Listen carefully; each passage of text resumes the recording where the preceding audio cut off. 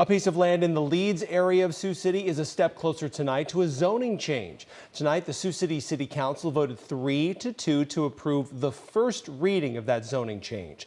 If the change passes a second and third reading at future City Council meetings, the zoning of property at 3700 Jefferson Street would change from general commercial to general industrial. Dolph Ivner, the developer who petitioned for the zoning change, said it's necessary to secure the reclassification first to find any potential investors. But many members of the Leeds community spoke out against the change tonight.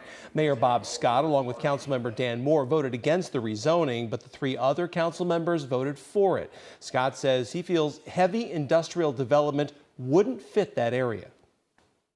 I live there. I drive the street every morning. I see trucks coming down the street that shouldn't be on that street, and this is only going to add to it if it's more heavy industrial. And you know, like the principal said, there's a lot of kids across that street to go to school and that, so it's a little just too heavy of it.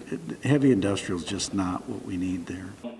There will be a second reading of the zoning change at next Monday night's City Council meeting.